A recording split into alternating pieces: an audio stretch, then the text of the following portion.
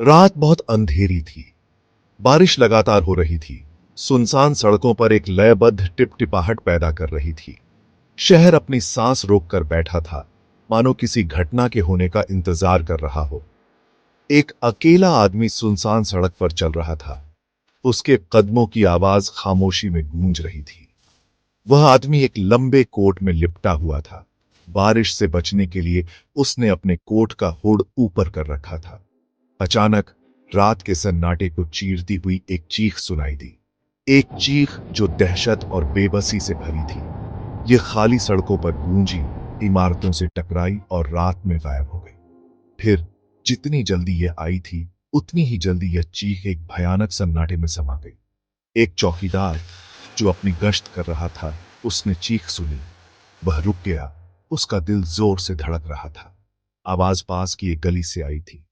वह आवाज की तरफ भागा। उसके जूते पानी से भरे गड्ढों से छपछपा रहे थे। जैसे ही वह अंधेरी गली के पास पहुंचा, उसके दिल में डर बैठ गया। उसे क्या मिलेगा, वह सोच भी नहीं सकता था। एक मंद रोशनी वाली गली में उसे एक महिला का शरीर जमीन पर पड़ा मिला। वह बेसुध पड़ी थी। उसकी आंखें रात में खालीपन से घूर रही थी। वह मर चुकी थी। उसकी जान एक पल में चली गई थी।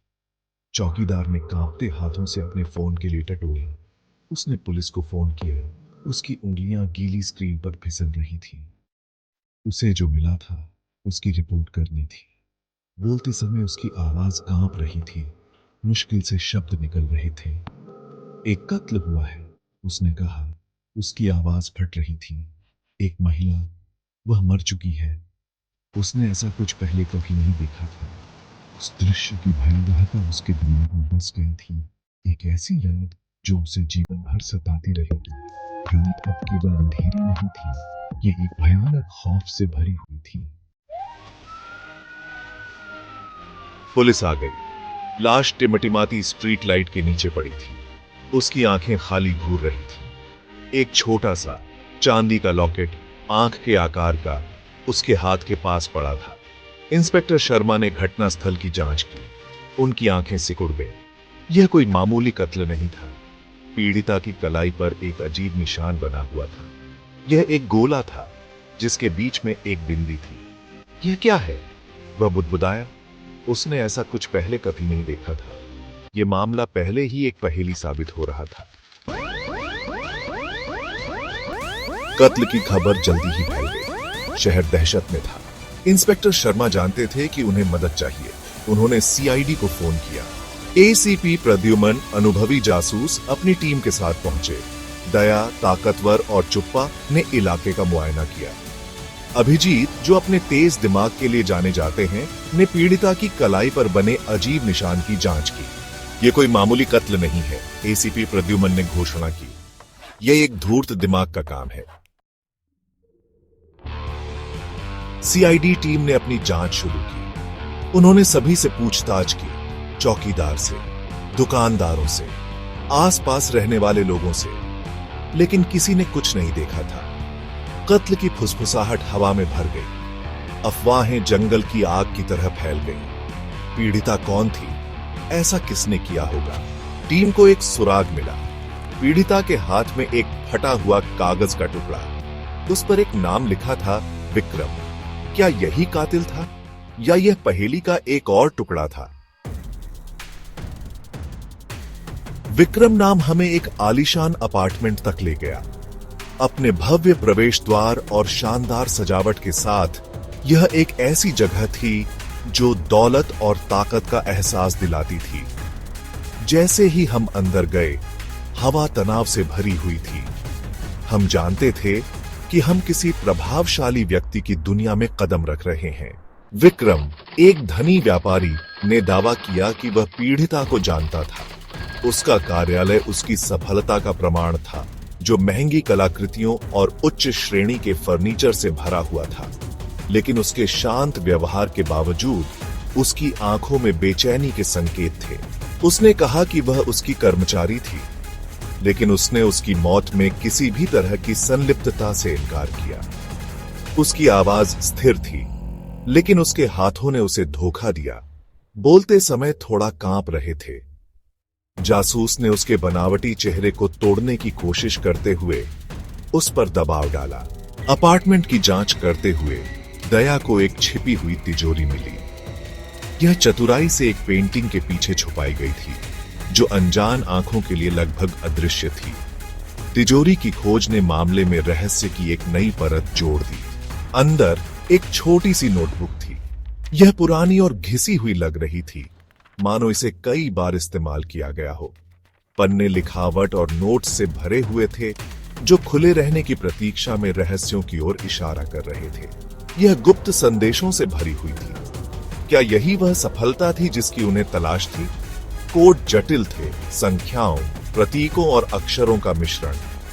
यह स्पष्ट था कि जिसने भी इन्हें लिखा था वह नहीं चाहता था कि जानकारी आसानी से उपलब्ध हो। टीम ने कोड को समझने के लिए अथक प्रयास किया। व्हाइट बोर्ड सिद्धांतों और संभावित समाधानों से भरा हुआ था। प्रत्येक जासूस अपनी विशेषज्ञता मेज पर लाया, इस उम्मीद में कि वह उस कोड को क्रैक कर सके जो मामले को सुलझा सके। घंटे दिनों में बदल गए। दबाव बढ़ रहा था। जासूस थक चुके थे, लेकिन वे जानते थे कि वे हार नहीं मान सकते।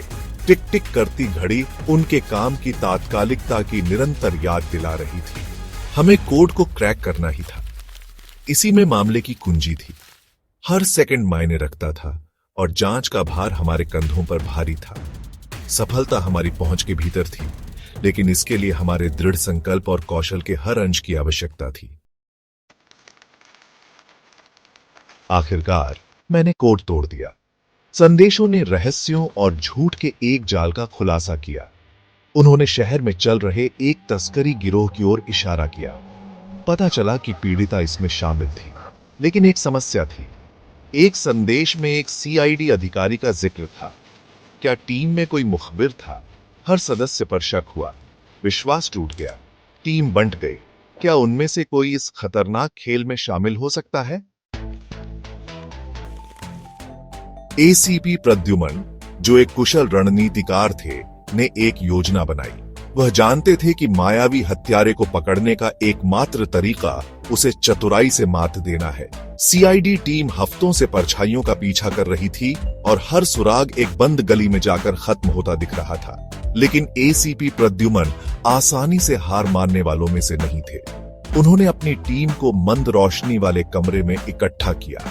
हवा प्रत्याशा और तनाव से भरी हुई थी।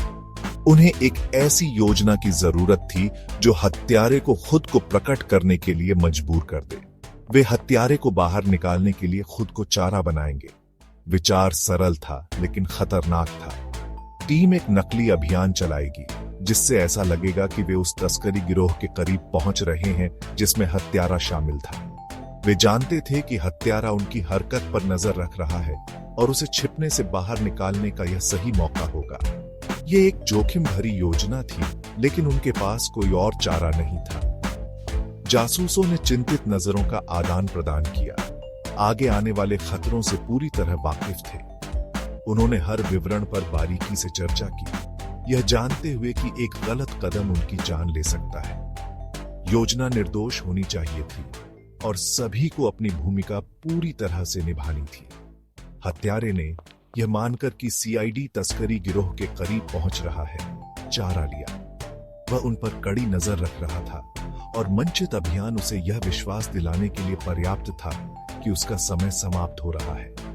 उसने यह सोचकर अपनी चाल चलने का फैसला किया कि वह सीआईडी टीम को एक बार फिर चकमा दे सकता है। वे एक जाल में फंस गए। हत्यारा पकड़े जाने से बचने की अपनी क्षमता पर भरोसा करते हुए मंद रोशनी वाले गोदाम में दाखिल हुआ, जहां सीआईडी टीम इंतजार कर रही थी। माहौल तनावपूर्ण था और ऐसा लग रहा था कि फर्श के तख्तों की हर चीख खामोशी में जोर से गूंज रही है। एक सुनसान गोदाम में एक तनावपूर्ण गतिरोध। परछाइयों में छिपी सीआईडी टीम ने गोदाम में प्रवेश करने वाले नकाबपोश लोगों पर अपने हथियार तान दिए। हवा तनाव से भरी हुई थी और ऐसा महसूस हो रहा था जैसे समय धीमा हो गया हो, क्योंकि वे हमला करने के सही पल का इंतजार कर रहे थे। हवा तनाव से चटक रही। हत्यारे का सामना करने की तैयारी करते हुए जासूस अपने दिलों को अपनी छाती में धड़कते हुए महसूस कर सकते थे। उनके चेहरों से पसीना बह रहा था और हर सेकंड एक अनंत काल जैसा लग रहा था। लेकिन जैसे ही नकाब उतरे, टीम को एक झटका लगा। उन्हें हत्यारे के मिलने की उम्मीद थी, लेकिन उन्होंने जो देखा उसने उन्हें अवाक कर दिया। नकाब के पीछे के चेहरे उस कुख्यात अपराधी के नहीं थे जिसका वे शिकार कर रहे थे। हत्यारा वह नहीं था जिसकी वह उम्मीद थी। यह खुलासा चौंकाने वाला और भ्रामक दोनों था। सीआईडी टीम को स्थिति का जल्दी से पुनर्मूल्यांकन करना पड़ा, ये महसूस करते हुए कि उन्हें चकमा दिया गया था। असली मास्टरमाइंड अभी भी बाहर था, देख रहा था और अपनी अगली चाल का इंतजार कर रहा था। यह इंस्पेक्टर शर्मा था, वह शांत साधारण अधिकारी जिसने सीआईडी को बुलाया था, वह आदमी जिस पर उन्होंने भरोसा किया था, वह आदमी जो उनके साथ खड़ा था, वही इन सब के पीछे का मास्टरमाइंड था।